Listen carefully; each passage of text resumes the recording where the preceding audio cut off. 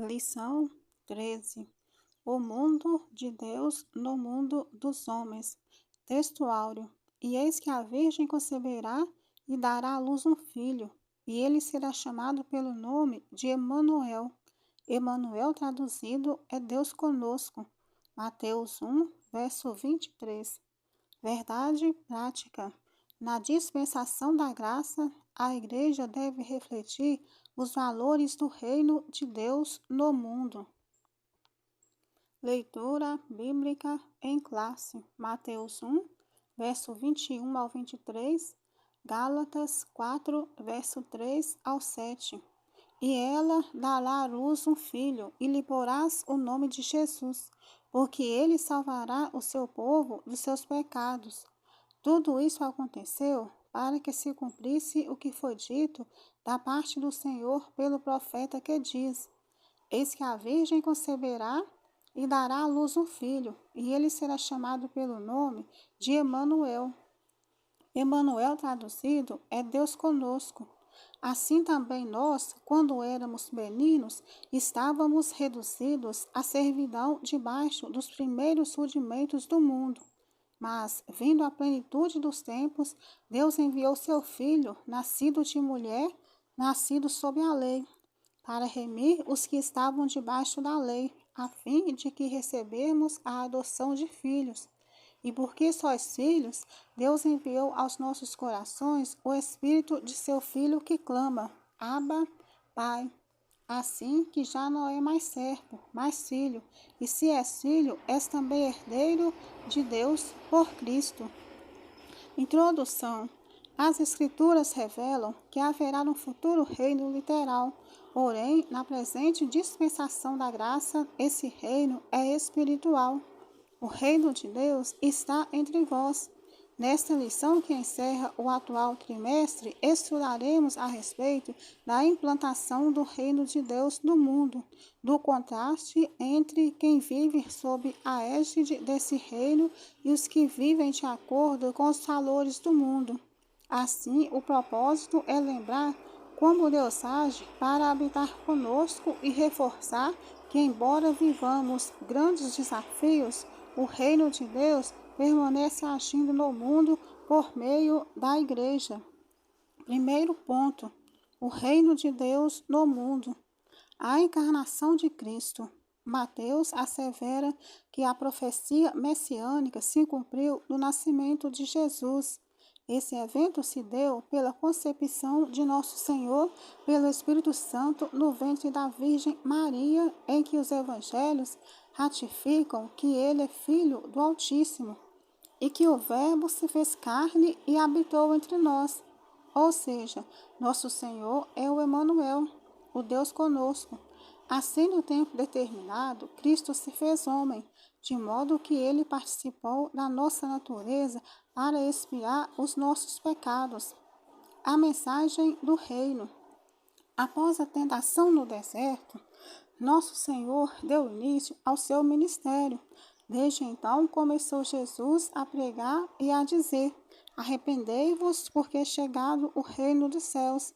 Aqui fica claro que a mensagem do reino de Deus contém um apelo do arrependimento, em que o termo grego para arrependimento é metanoia, que significa mudança de mente. Abrange o abandono do pecado e o voltar-se para Deus. Compreende uma nova atitude espiritual e moral, bem como uma nova conduta. Somente o arrependimento e a fé na obra expiatória e redentora de Cristo podem restaurar o pecador diante de Deus. Por conseguinte, é papel da Igreja proclamar a mensagem do reino em todo o mundo. Os valores do reino. No Sermão do Monte, Cristo revela a ética e a moral do reino, onde destacam-se o necessário controle da ira, a fuga da imoralidade sexual, o casamento indissolúvel, a honestidade no falar, o não revidar as ofensas, a esmola, a oração e o jejum, a partir de um coração sincero, o não julgar os outros, o alerta sobre os dois caminhos, a advertência contra os falsos profetas, e a exortação para a prática desses valores. Nesse sentido, o sermão nos chama para uma vida de perfeição em Cristo e nos convida a priorizar o reino de Deus e a sua justiça. Assim, os filhos do reino devem expressar esses valores em seu viver diário. Segundo ponto, as bênçãos de uma vida no reino. Remissão dos pecados. Aos Gálatas, Paulo retrata a nova posição dos crentes em Cristo. O apóstolo afirma que éramos meninos, estávamos reduzidos à servidão debaixo dos primeiros rudimentos do mundo. Isso quer dizer que antes do Evangelho do Reino, a percepção espiritual, tanto de judeus quanto de gregos, era limitada, legalista e supersticiosa. Entretanto, no tempo assinalado, Deus enviou seu Filho, nascido de mulher, nascido sob a lei, para remir a humanidade da escravidão do pecado. Desse modo, a morte expiatória de Cristo libertou o homem da maldição da lei e da potestade das trevas. Assim como pecadores, outrora escravos e agora perdoados, fomos elevados à condição de filhos por adoção e herdeiros de Cristo. Adotados e herdeiros de Cristo. Noutro tempo, éramos estranhos e inimigos, mas agora somos filhos reconciliados em Cristo. Deus concedeu aos filhos a dádiva de um novo nome e uma nova imagem, a imagem de Cristo. Como resultado de nossa adoção, agora como os filhos, somos também herdeiros de Deus por Cristo. Nessa herança estão inclusas as promessas a Abraão e a vida eterna. Ao ser aceitos, fomos transformados em filhos para o seu louvor e glória. O propósito da remissão de pecados, a filiação e a herança não tem outro alvo senão louvar e glorificar a Deus. Portanto, a igreja nunca terá glória em si mesma. Toda a glória é exclusivamente tributada para Deus por intermédio da obra de Cristo.